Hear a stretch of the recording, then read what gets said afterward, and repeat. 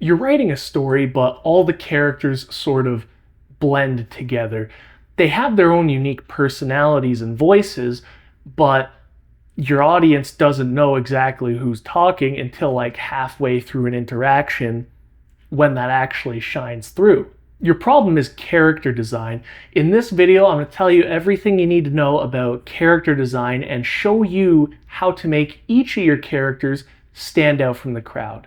The first thing you need to know is that every character should be distinctive enough that you can tell them apart from their silhouette alone.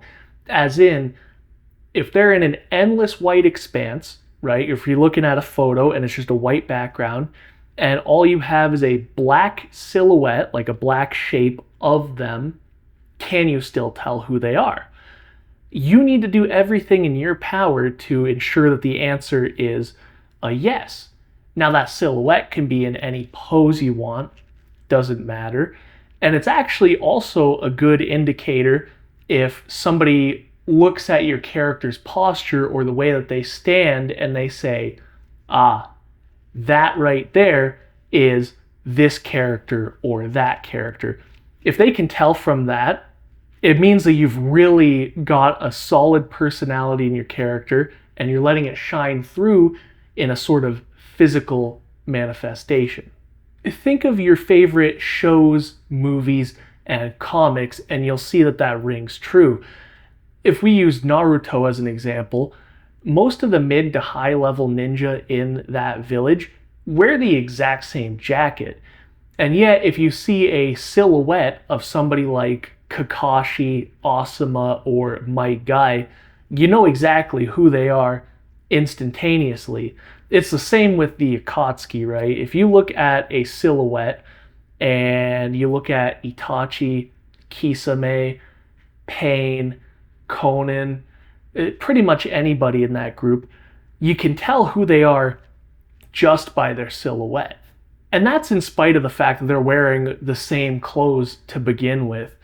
And you might think that this only applies to something animated, but that's not true. If you look at live action stuff, we'll use The Witcher as an example, you can tell the difference between the silhouette of Geralt and the Bard, even in the live action. You can tell all the wizards apart from each other in that sort of mages guild that Yennefer's a part of. It's less pronounced in live action, but it's still 100% there. Now that we've established the first sort of guideline, the second is that your character's design should be informed by who they are as a person. We'll look at this through the lens of fantasy. A good example is your character an archer? Well, there's many types of archers throughout history, and depending on the kind of person they are, they would have looked completely different, even though they're all bow users. Are they a hermit that hunts and lives off the land? Or are they a career soldier that's a fully trained longbowman? With a hermit, they're probably living off the land, they're not eating too well and stuff, or at least not well enough to get overly fat or overly bulky, and they're probably dressed in rags. Their bow would most likely be a reasonably light draw weight, right? Maybe a moderate draw weight, but it wouldn't be too crazy. So they're going to be somewhat slender, right? They're going to be maybe a little bit more on the athletic side of a build, but not overly. They would have little to no armor, and their arrowheads would, the vast likelihood, be broadheads. Now, if we compare that to a career soldier, they've probably got some kind of armor, whether it's like leather or a brigandine or a gambeson or something. Could even be half plate. I wouldn't expect it to be full plate, at least if we're going somewhat historically accurate.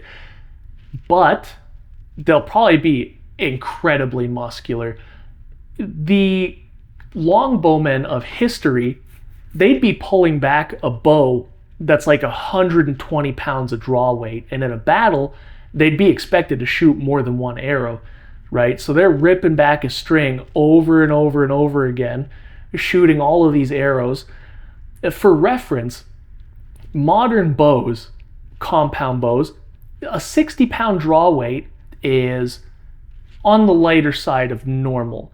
But an average person would actually go, oh wow, that does take a decent amount of heft. 80 pounds on a compound bow for draw weight, really, really heavy to a normal person. Some normal people might not even be able to pull that back. 120, especially without all of the modern technology, like all those wheels and stuff, you're actually ripping back a real solid 120 pounds, no assistance, no science helping out. And you're doing it so much. Actual historical longbowmen, they had to train from the time that they were children, and they trained so much, and these bows were so heavy that their skeletons actually show that they were longbowmen. They're uneven skeletons, right? They're messed up because the body adapts, not just muscles, but the actual bones themselves.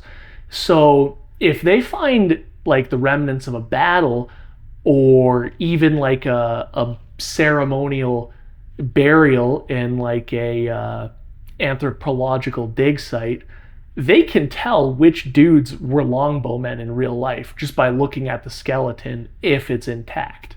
By extension, this longbowman would be very muscular. The average person wouldn't even be able to pull back his bow once. And if they can, there's like a solid 90% chance that they're not pulling it back a second time, right? It's not like you're pulling a 120-pound dumbbell back at you.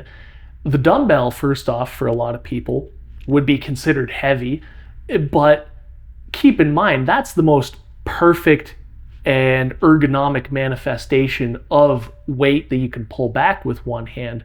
We're talking, you're supposed to pull it like way up here using your shoulder muscles and your rotator cuff as well as your back. Mostly your back, of course, but those weaker muscles will end up being a weak point that will stop you from being able to draw it the whole way, right? This guy is going to be absolutely huge, right? He's not just some random guy. And his arrowheads, this is interesting, they're probably purpose built. For a lot of centuries, actual longbowmen, soldiers, they didn't use broadheads on their bows. They used bodkins, which look like little spear tips on the end of their arrow. A lot of the time they did use broadheads, not necessarily.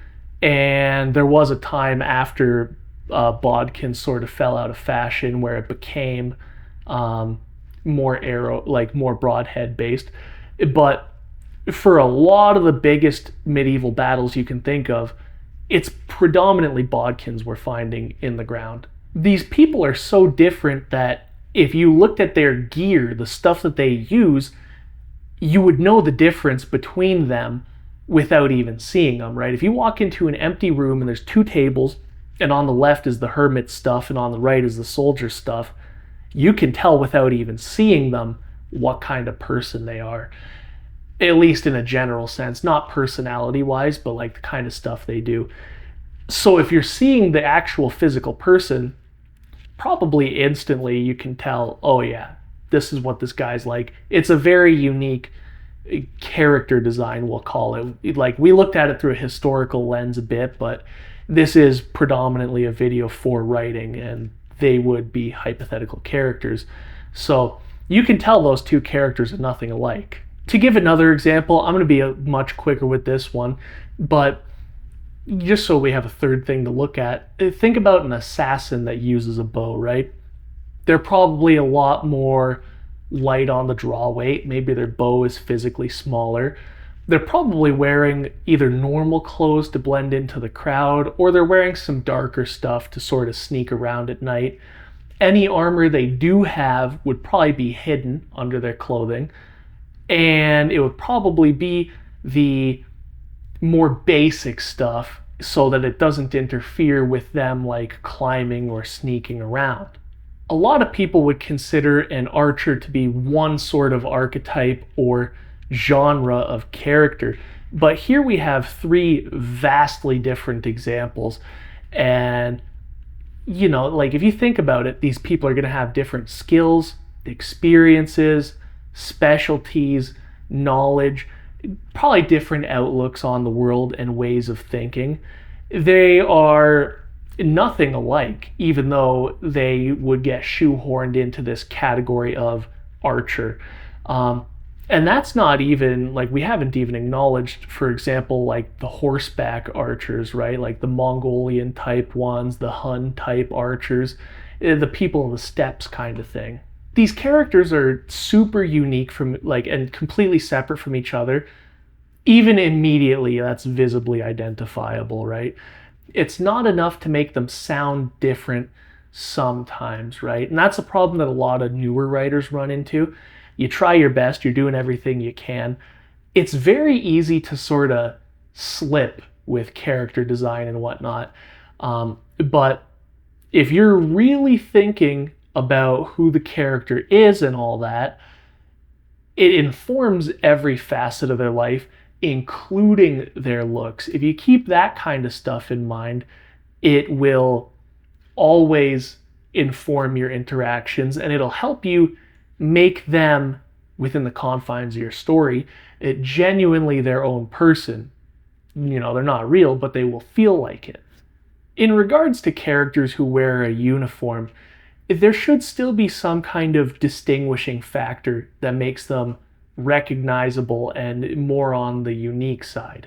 If you take all these tips into consideration, you'll not only have characters who look different from each other, but their individual looks will inform who they are as a person and reinforce who they are as a person.